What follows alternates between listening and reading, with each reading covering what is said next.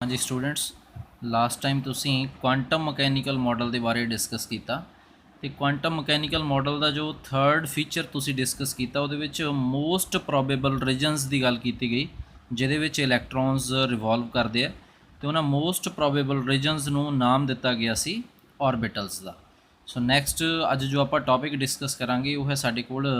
Orbitals. सो orbitals किन्हां कहा जाता है, पहला तो डेफिनेशन इन्हां दी, the region in space around the nucleus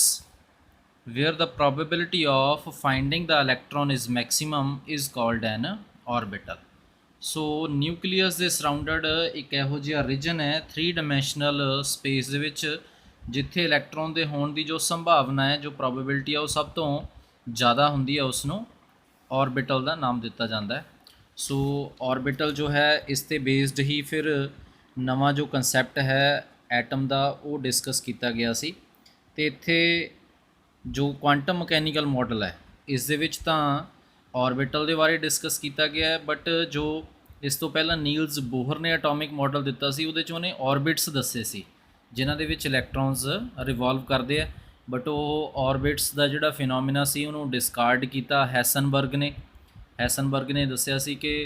orbit जो है वो एक प्लेनर मोशन के बारे दसदा कि इलैक्ट्रॉन एक पर्टिकुलर रीजन के विच रिवॉल्व करता है, बट जद कि कहता इलैक्ट्रॉन जो है वो पोजीशन तो वह मोमेंटम तो आप एक्यूरेसी के नाल नहीं दस सकते। सो इस करके फिर ये ऑर्बिटल का कंसैप्ट जो है सानू क्वांटम मकैनिकल मॉडल ने दिता। तो हुण इत्थे एक क्वेश्चन आप डिस्कस करांगे, what are the differences between orbits and orbitals. Orbit ते ऑर्बिटल जिहड़े है इन्हां दे विच की डिफरेंस हुंदा है। सॉरी ऑर्बिट्स जिहड़े ये नहीं इत्थे, what are the differences between orbit and orbital. So orbit ते ऑर्बिटल दे which differences. So first point जो है साडे कोल डेफिनेशन ही है इन्हां दी, orbit is a well defined circular path around the nucleus in which an electron revolves. Orbit एक इहो जिहा सर्कुलर पाथ है न्यूक्लियस के आले दुआले जिथे इलैक्ट्रॉन जिहदे विच रिवॉल्व करता है।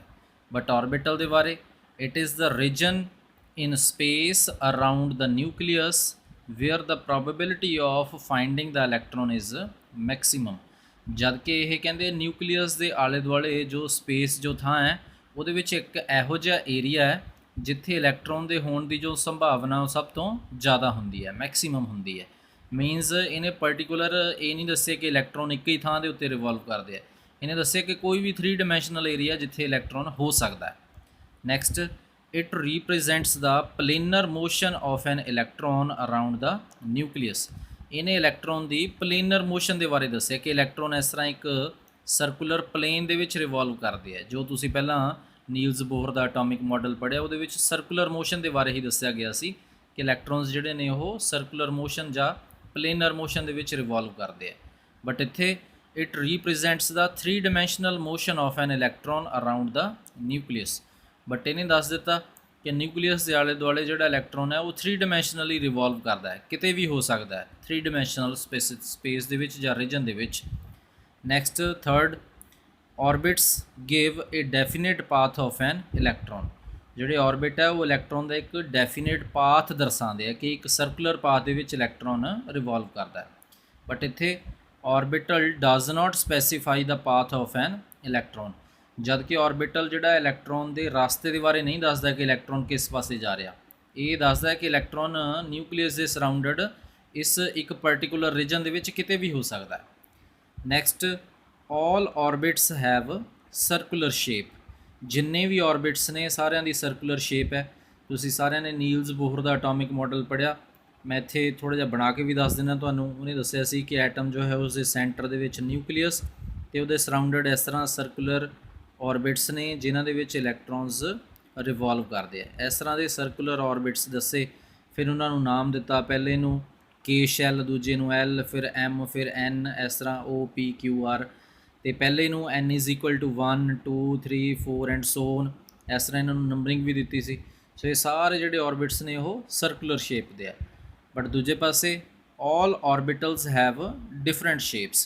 ये शेप्स जिहड़ियां ऑर्बिटल्स दियां तुसीं अगे डिस्कस करनियां ने। सिर्फ एक एस ऑर्बिटल है जिसकी सर्कुलर शेप होंदी है,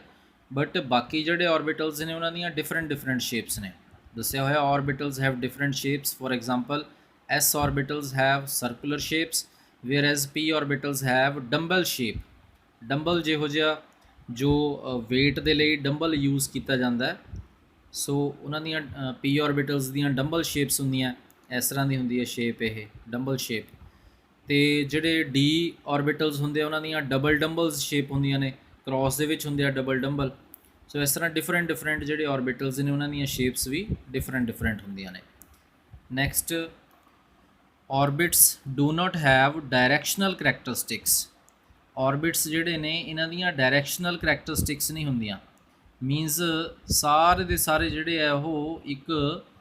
ਸਿੰਪਲ ਪਲੇਨ ਦੇ ਵਿੱਚ ਇੱਕ ਸਰਕੂਲਰ ਮੋਸ਼ਨ ਦੇ ਵਿੱਚ ਜੋ ਹੈ ਉਹ ਰਿਵੋਲਵ ਕਰਦੇ ਆ ਅਲੱਗ-ਅਲੱਗ ਡਾਇਰੈਕਸ਼ਨ ਦੇ ਵਿੱਚ x ਐਕਸਿਸ ਜਾਂ y ਐਕਸਿਸ ਜਾਂ z ਐਕਸਿਸ ਦੇ ਵਿੱਚ ਇਹਨਾਂ ਦੀਆਂ ਕੋਈ ਵਿਸ਼ੇਸ਼ਤਾਵਾਂ ਨਹੀਂ ਹੁੰਦੀਆਂ ਬਟ ਦੂਜੇ ਪਾਸੇ accept s orbital all other orbitals have directional characteristics s orbital ਜਿਹੜੇ ਆ ਇਹ ਸਫੈਰੀਕਲ ਸ਼ੇਪ ਦੇ ਹੁੰਦੇ ਆ ਇਹਨਾਂ ਨੂੰ ਛੱਡ ਕੇ ਬਾਕੀ ਸਾਰੇ ਜਿਹੜੇ ਆ ਉਹਨਾਂ ਦੀਆਂ ਡਾਇਰੈਕਸ਼ਨਲ ਕਰੈਕਟਰਿਸਟਿਕਸ ਹੁੰਦੀਆਂ ਮੀਨਸ ਉਹ x ਐਕਸਿਸ 'ਚ ਵੀ ਜਾਂਦੇ ਆ y ਐਕਸਿਸ 'ਚ ਵੀ ਉਹਨਾਂ ਦੀ ਸ਼ੇਪ ਹੁੰਦੀ ਹੈ z ਐਕਸਿਸ 'ਚ ਵੀ ਹੁੰਦੀ ਹੈ ਡਿਫਰੈਂਟ ਆਰਬਿਟਲਸ ਦੀਆਂ different shapes next N orbit can accommodate electrons equal to 2n square ਇੱਕ orbit ਦੇ ਵਿੱਚ ਕਹਿੰਦੇ ਜਿਹੜੇ ਇਲੈਕਟ੍ਰੋਨ ਆ ਸਕਦੇ ਆ ਉਹਦੀ ਵੈਲਿਊ ਹੁੰਦੀ ਹੈ 2n square ਦੇ ਬਰਾਬਰ ਮੀਨਸ n ਇੱਥੇ ਨੰਬਰ ਆਫ orbit ਹੈ ਕਿ ਕਿਹੜਾ orbit ਹੈ ਜਿਵੇਂ ਇੱਥੇ ਆ ਪਹਿਲਾ orbit ਹੈ n ਦੀ ਵੈਲਿਊ 1 2n square ਤਾਂ n square 1 ਹੋ ਗਿਆ 2 into 1 ਪਹਿਲੇ 'ਚ 2 ਇਲੈਕਟ੍ਰੋਨ ਦੂਜੇ 'ਚ n ਦੀ ਵੈਲਿਊ 2 ਹੋ ਗਈ ਇੱਥੇ ਮੈਂ ਲਿਖ ਦਿੰਦਾ ਕਿ ਪਹਿਲੇ orbit ਦੇ ਵਿੱਚ n ਦੀ ਵੈਲਿਊ 1 ਦੂਜੇ 'ਚ n ਦੀ ਵੈਲਿਊ 2 ਹੁੰਦੀ ਹੈ ਤੀਜੇ 'ਚ n ਦੀ ਵੈਲਿਊ 3 ਅਗਲੇ 'ਚ n ਦੀ ਵੈਲਿਊ 4 ਸੋ ਜਿੱਥੇ n ਦੀ ਵੈਲਿਊ 2 ਹੈ ਉੱਥੇ 2n ਸਕੁਅਰ ਅਪਲਾਈ ਕਰਕੇ ਦੇਖੀਏ 2 into 2 ਦਾ ਸਕੁਅਰ ਸੋ 2 ਦਾ ਸਕੁਅਰ 2 into 2 4 4 into 2 8 ਮੀਨਸ ਦੂਜਾ ਜੋ orbit ਹੈ ਉਹਦੇ ਵਿੱਚ 8 ਇਲੈਕਟ੍ਰੋਨ ਪਹਿਲੇ 'ਚ 2 ਦੂਜੇ 'ਚ 8 ਤੀਜੇ 'ਚ n ਦੀ ਵੈਲਿਊ 3 3 ਤੀਏ 9 ਦੂਣੀ 18 ਅਗਲਾ ਜੋ ਹੈ ਚੌਥਾ ਜਿੱਥੇ n ਦੀ ਵੈਲਿਊ 4 ਹੈ ਉੱਥੇ 4 ਚੌਕੇ 16 ਦੂਣਾ 32 ਉੱਥੇ 32 ਇਲੈਕਟ੍ਰੋਨ ਪੰਜਵਾਂ ਹੋ ਗਿਆ ਸਾਡੇ ਕੋਲ 5 5 25 ਦੂਣਾ 50 ਅਗਲੇ 'ਚ 50 ਇਲੈਕਟ੍ਰੋਨ ਹੋਣਗੇ ਸੋ orbits ਜਿਹੜੇ ਨੇ ਉਹਨਾਂ ਦੇ ਵਿੱਚ ਜੋ ਇਲੈਕਟ੍ਰੋਨਸ ਦੀ ਵੈਲਿਊ ਹੁੰਦੀ ਹੈ ਕਿ ਕਿੰਨੇ ਇਲੈਕਟ੍ਰੋਨ ਆ ਸਕਦੇ ਆ ਪਰਟੀਕੂਲਰ orbit ਦੇ ਵਿੱਚ ਉਹ 2n ਸਕੁਅਰ ਦੇ ਨਾਲ ਇਨਕਰੀਜ਼ ਕਰਦੀ ਹੈ ਵੈਲਿਊ ਜਿੱਥੇ n ਜੋ ਹੈ ਉਹ ਨੰਬਰ ਆਫ orbit ਕਿ ਕਿਹੜਾ orbit ਹੈ ਬਟ ਦੂਜੇ ਪਾਸੇ an orbital cannot accommodate more than 2 electrons but ਇੱਕ orbital ਦੇ ਵਿੱਚ ਕਹਿੰਦੇ 2 ਤੋਂ ਜ਼ਿਆਦਾ ਇਲੈਕਟ੍ਰੋਨਸ ਨਹੀਂ ਆ ਸਕਦੇ ਸੋ ਇਹ ਸੀ differences between orbit and orbital ਤੇ ਅੱਜ ਦੇ ਲਈ ਤੁਹਾਡਾ ਇੰਨੇ ਟੌਪਿਕ ਸਹੀ ਇਹ ਨੈਕਸਟ ਟੌਪਿਕ ਤੁਹਾਡਾ ਨੈਕਸਟ ਵੀਡੀਓ ਦੇ ਵਿੱਚ ਆਪਾਂ ਡਿਸਕਸ ਕਰਾਂਗੇ ਥੈਂਕ ਯੂ